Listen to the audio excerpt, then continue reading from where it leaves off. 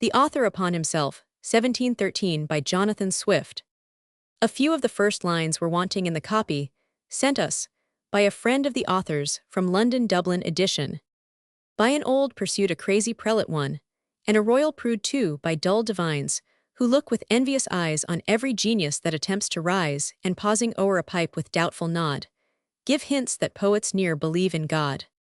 So clowns on scholars as on wizards look, and take a folio for a conjuring book.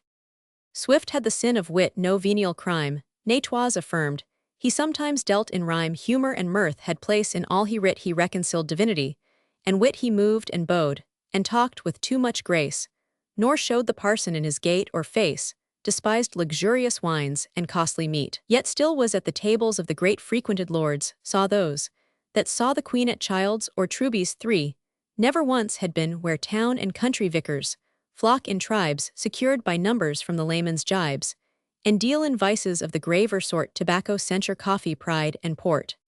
But after sage monitions from his friends, his talents to employ for nobler ends, to better judgments willing to submit he turns to politics his dangerous wit.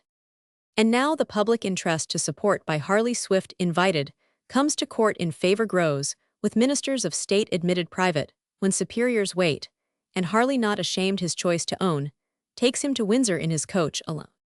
At Windsor Swift no sooner can appear, but St. John comes and whispers in his ear.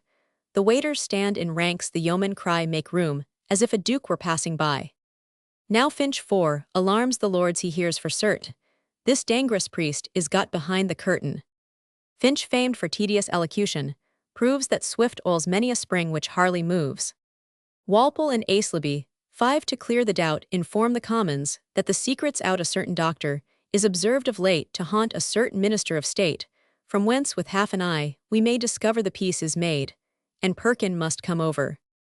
York is from Lambeth sent to show the Queen a dangerous treatise, 6 writ against the spleen which by the style the matter, and the drift he's thought, could be the work of none but Swift.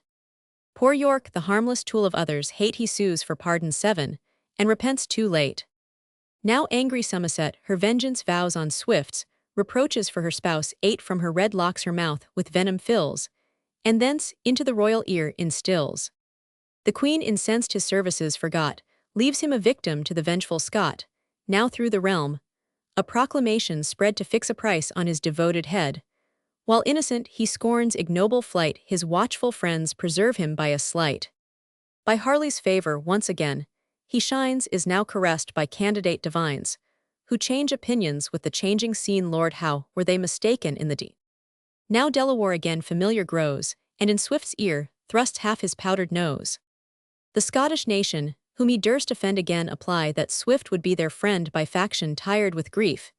He waits a while his great contending friends to reconcile performs, what friendship justice truth require, what could he more but decently retire. Footnote 1 Dr. John Sharp, who for some unbecoming reflections in his sermons had been suspended May 14, 1686, was raised from the deanery of Canterbury to the Archbishopric of York July 5, 1691, and died February 2, 171,213.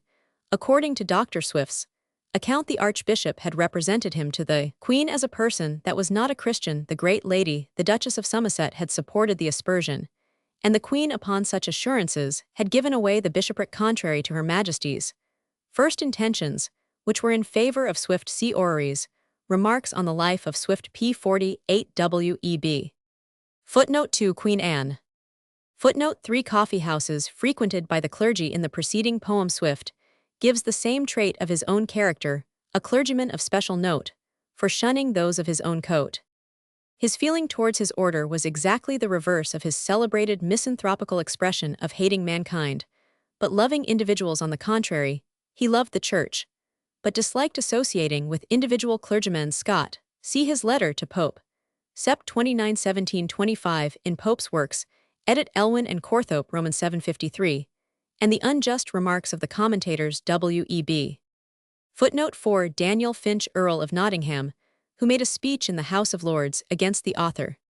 Footnote 5 John Aislabie, then Roman 1000 p. For Ripon they both spoke against him in the House of Commons. Scott. Footnote 6 The Tale of a Tub.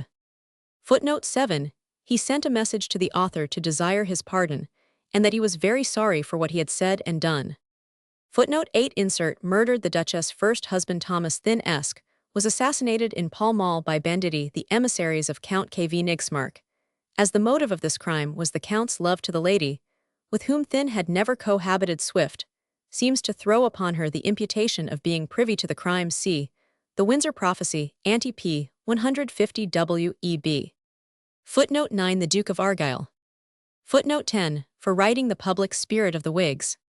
Footnote 11 Then Lord Treasurer of the Household, who cautiously avoided Swift while the proclamation was impending. Footnote 12 He was visited by the Scots lords more than ever.